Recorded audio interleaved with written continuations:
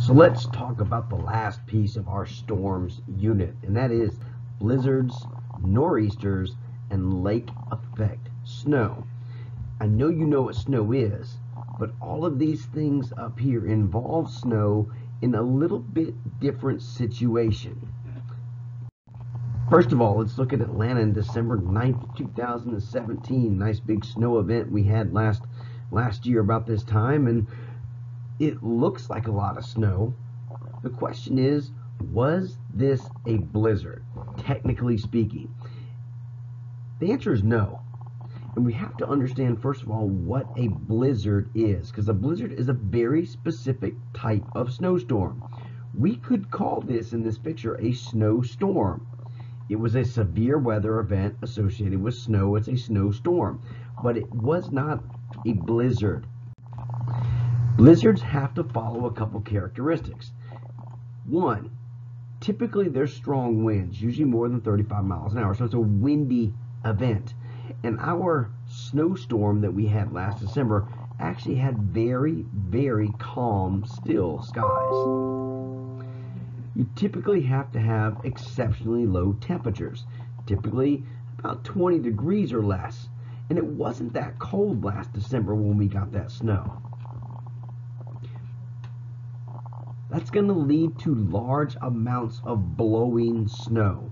When they talk about blizzard conditions, they're talking about like whiteouts is another term they use. And that's when you get all those winds and all that snow and it blows it around to the point that you really can't see very well. That is a typical characteristic to define a storm as a blizzard. Finally, blizzards, they last a long time, typically 3 hours or more. Now, I know it's hard to remember last December, but that snow event that we had, that snowstorm, was not windy. It wasn't really that cold. We therefore didn't get blowing snow, and it didn't last 3 hours. It actually snowed pretty quick and was done. Now, how a blizzard forms. In order to meet those requirements, there's a couple of things you got to have in place. First of all, you got to have a lot of moisture in order to form snow. You have to have high and low pressure systems that make the winds. And that also helps to force the air to go up. You have that frontal interaction that's going to drive all of the moisture up in the sky quick enough to make snow. How many storms do we have that are called blizzards? We get about 10 to 11, maybe 15 blizzards in the U.S. every year. In 1980, you saw we only had one. 96, 97, we had 27 storms that were classified as blizzards. So it varies from year to year. But remember, a blizzard has to meet those particular requirements. It's not a snowstorm. It's a very specific type of snowstorm. Have we had a blizzard? Only once in recorded history, and that was in March of 1993. This is what it looked like. Now, this blizzard was pretty exceptional because we had a meeting of high pressure air from here up in Canada that was pretty doggone cold. Remember, less than 20 degrees. Well, here we had a low pressure system. It was pretty strong low pressure system, and it was sucking up moisture out of the Gulf of Mexico. Well, there comes all of the water being dumped into this cold air. So all of this water from the nice moist air in the Gulf of Mexico, you take it and you drop it into really cold air from Canada, and you can get a blizzard. Big difference in pressure between the two of these. Big difference in pressure between that high and low led to a lot of winds. Because remember, you have to have winds to make a blizzard. The moisture was being sucked out of the Gulf of Mexico by that strong low pressure. This is a very large weather system, took up the whole eastern seaboard of the United States. Therefore, you can see this is not a spotty type of event. This is something that lasted all day. Therefore, this is definitely classified as a blizzard, and it's the only one that we have technically had here in Atlanta. Here's some of the snowfall totals. You can see we got about 8 inches here in Atlanta, and that's a lot of snow for us here. But it's how it happened. It was windy, blew the snow around, happened over a long period of time, and it was exceptionally cold while the event was going on. Kind of another graphic to show you how far this blizzard stretched. It went all the way from the Gulf of Mexico down near New Orleans and Gulf Coast, Alabama, all the way up into Canada and up into Maine, with some places getting more than 30 inches of snow in these 2 days. This is kind of what Atlanta looked like. Now, there's not a lot of digital photographs of this that I can pull for you because it was 1993, but you can see that's a lot of snow for Atlanta. Another picture to give you an idea. That's what Peachtree Street looked like. It was deserted, and you can see how the clouds look kind of foggy, and there's a lot of snow being blown around in the air.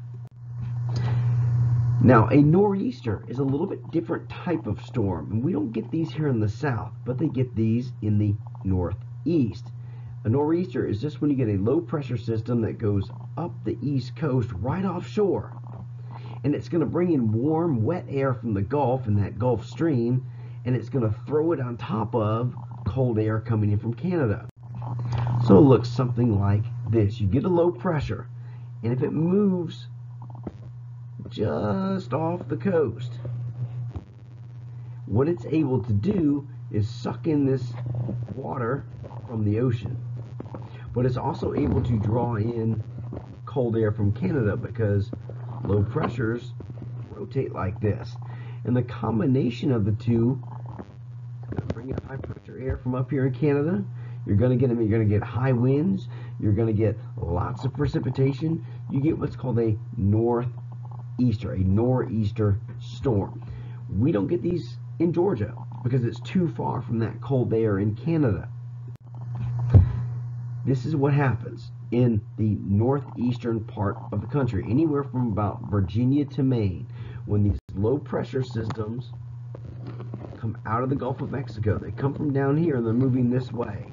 If they move up the coast, they're able to generate a special type of storm called a nor'easter.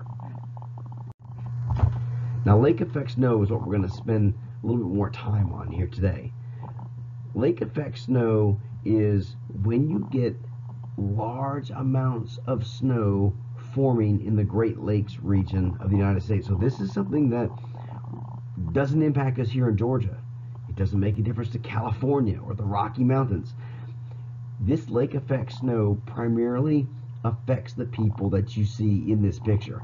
But when it does, it's a really, really big deal. And one day you might live or travel to one of these regions and might experience lake effect snow and get to see this phenomenon for yourself. So what happens here? What we've got is we've got our friend the cold air coming down from Canada. And here we've got the Great Lakes. And the Great Lakes, they're not necessarily hot, not like the Gulf of Mexico, but they're warmer than that cold air from Canada. So this water is evaporating a little bit. Something like this. Well, this cold air from Canada comes down, picks up that water. And that water therefore gets cold and it starts to condense. And when that air hits the land over here, it rises a little bit because it's got to go uphill when it hits the land. And it gets saturated, and all of that water starts to form snow. If you have anything over here like a hill, this lake effect snow is going to be even more pronounced because the air is going to have to go up a little bit higher. So the Great Lakes don't tend to freeze over. This air here might be 32. It might be a lot less than 32. It might be 20. It might be 10 degrees. So even though this water in the Great Lakes isn't warm like the Gulf of Mexico, it's evaporating more than, and it is cold, warmer than the air that's coming over it. So this temperature difference is going to make that water condense, form clouds, and then eventually form precipitation. So to summarize, how does lake effect snow form? It forms when cold air from Canada moves over warm water in the Great Lakes. Here's a satellite image of it. And we don't have any direction on this, but you can see which way the winds are blowing. Here's the water coming over the lakes, and it picks up, that wind picks up water. And then it gets over the land and it gets a little bit colder, because remember, the land's going to be colder than the water. So that water condenses and we start to see the clouds forming right here. Same thing here. Notice the lake is clear, the wind moves over the lake, picks up water, and then the clouds start right here. The precipitation starts right there because the land is colder. The lake is warmer. So we don't see the clouds happening over the lake. Therefore, we don't see the snow happening over the lake. But right on the shore of the lake, we start to see condensation, precipitation in the form of snow. It all depends upon the movement of the air, who gets the lake effect snow and where. If the air were moving this direction, you can see that this line right here, that stream of wind is entirely over the lake, so it picks up a lot of water, therefore it's making snow right here, making snow right here, making snow right here. But look at this air. This air is not passing over much of the lake. So we get a patch right here where we don't have any snow. So you see this a lot in lake effect snows, where two areas 20 miles apart, 30 miles apart, get significantly different amounts of snowfall depending upon which way the wind blows. Now, if the wind changes direction, if the wind comes this way tomorrow, well, then the people right here are going to get lake effect snow because the air coming to them has passed over the water. Notice this area here. Once again, that wind didn't pick up any water. So there's a big hole there where there's no lake effect snow. If the wind changes direction, if the wind blew this way, well, then that air would be over the water a lot, and this place here would get a lot more lake effect snow.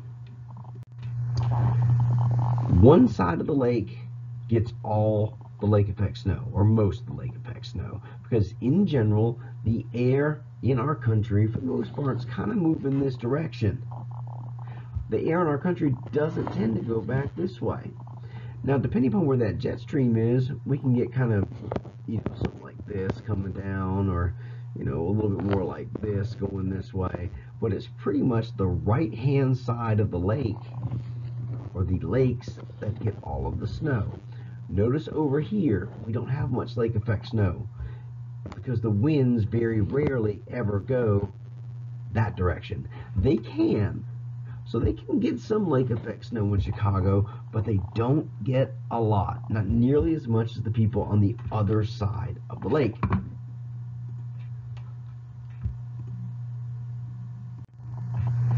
Check out these average annual snowfalls in inches. Look at this side of the lake. You're getting 100 inches of snow a year. You're getting, what is it, 9 feet of snow. You're getting almost 9 feet of snow a year, but right on the other side of the lake, you're only in that 40 to, you're getting about 50. You're getting half as many inches of snow because you're on the opposite side of the lake. And you see that consistently, that everybody in the right-hand side of the lake gets a lot of snow, a lot more than the left-hand side of the lake. Some of these places, the amount of snowfall is just amazing. 200 inches of snow a year. Now, we have a really hard time imagining any snow here, but up there, 200 inches divided by 12 is almost 17. They get 17 feet of snow a year. The big difference with that one little spot right there is that there's a big set of hills in the way, which makes the air go up a little bit more, get a little bit colder, and form more snow. Notice over here, not nearly as much lake effect snow, because they're not catching as much of the wind coming off of the lake. So what does all this look like, and how do you have to deal with this? Because we think it's bad enough when we get a dusting of snow and we get a little bit of ice on our roads, and we just wait for it to melt here a couple of days. But let's look at what this kind of lake effect snow looks like. It looks like this. People's houses literally get buried in snow. They have to dig tunnels to get out of their houses. They have to get up and they have to shovel their roofs because too much snow will wind up on the roof. It's too much weight. It puts pressure on the roof, cave-ins, sagging, cracks in the roof. So literally people have to get up on their roof and shovel their roof. Sometimes it's done with something like this, where instead of getting up there, you have a blade or a shovel, and it's on like a little extender. This way you don't have to get up and climb on the roof, which is snowy and icy, but you have to get this much snow off your roof. In Georgia, most other places, you just wait for it to melt. It's going to melt enough. But near the lake effect snow regions, it builds up so much that you got to get it off of there. This is what it looks like. People have to dig tunnels through the snow. You can see the sidewalk there. This is the sidewalk. And in a place like here, where you live in the town and people have to walk, especially kids have to walk to school, you're required by law to get out there and shovel the sidewalk so that kids can walk to school. Well, you can see how much snow we're talking about here and how frequently this happens. That's a big job, and people have to deal with it. Here's a mailbox. All of that snow stacked up on top of the mailbox from one snowstorm. Unfortunately, if you leave your car sitting someplace for too long a period of time, you might come back and the car is basically buried under snow. People who go to the airport in Syracuse, like here, they go away on a business trip, leave their car in the parking lot, they come back and they can't find their car because all the cars are just big piles of snow. And I remember this happened to us as a child when I lived in upstate New York. We couldn't find our car. And my brother and I, as children, were told to go start, digging our hands through the mounds of snow, and we would dust the snow off and go, oh no, that's a green car, not ours. And we would go over here, we would dust off this one, and oh no, that's a red car, until we could figure out which car was ours, and then we had to dig it out so we could go home from the airport. People end up with these little canyons and trenches coming out of their front door because the snow stacks up so much, and it doesn't melt because they just have too many cold days. That snow's just going to stay there till springtime. Once again, I alluded to this. You have to shovel your sidewalks because kids have to walk on the sidewalks to go to school. So this becomes a very big job, and it's a hassle that every time it snows, which it does often, you got to go out there and shovel it. This is one of the reasons why so many people from up north end up retiring in the south, because they're so sick of having to go out and shovel this snow every day. This right here, this is not a golf course. This is something they have to do up north to be able to find something that is right there in the snow. It's a fire hydrant. The fire department has to be able to know where the fire hydrants are. Well, they get covered in snow because they have so much snow. They put those little poles on the top so they can see where they are in the event of a fire. This is somebody's mailbox that it gets buried so much they didn't even bother uncovering the whole mailbox. They just shovel it out to the door so the mailman can put the mail in there. Here's a little grocery store. They have to plow all that snow out of their parking lot and they have to put it somewhere, and it just piles up. Large shopping centers like a Kohl's or a Target, a whole section of their parking lot basically becomes just a place for them to dump all of the snow that is piling up because it doesn't melt. On the streets, they use bulldozers, put it in trucks, and they take it someplace. And they make these big, huge mounds of snow. They usually put this in a park or someplace where you're not going to use till spring anyway. And it takes probably till May, sometimes maybe even June, for that big pile of snow to completely melt. But this is what you have to do in a place where it snows this much. This is what your streets look like. Basically, you have little canyons for your streets because it snows so much. You can't cart it off somewhere. You just end up with big, huge snow drifts beside your streets. If your car happens to be parked on the street, it gets plowed in the snow. People have to shovel out their little parking spaces, and then they try to reserve them by putting cones, or more typically they put their lawn furniture in there. And let me tell you, up here, if you shovel a parking space, it's yours, and you want to keep it. So you throw stuff in the parking space so that nobody else comes and takes your spot, because it's a lot of work to move that much snow around. So when does this start and stop? Basically, lake effect snow starts whenever cold Canadian air moves over the Great Lakes. So it can start as early as late September. When does it stop? Well, it doesn't stop until the cold Canadian air stops, which is going to be maybe even as late as May. Now, not all these lakes are the same, and there's actually a really big difference between Erie and Ontario in the amount of lake effect snow they get. Ontario gets a ton, and Lake Erie not nearly as much. And with Lake Erie, the lake effect snow stops at some point in the wintertime. Well, they're both getting the same air from Canada. So why does Lake Erie produce so much less? Let's look at a cross section. If you notice, Lake Erie is pretty shallow. Lake Ontario is really deep. There's a lot more water in Lake Ontario than there is in Lake Erie. That means their temperatures are very different. Look at them in the summer. Lake Erie is a lot warmer than Lake Ontario, because a little bit of water is going to heat up more than a lot of water. But this means in the wintertime, Lake Erie gets colder than Lake Ontario because there's less water. What that means is that Lake Erie eventually gets cold enough that it freezes. Lake Erie becomes covered in ice. The difference that makes is now that when that cold Canadian air moves over Lake Erie, it can't pick up the water because it's all frozen.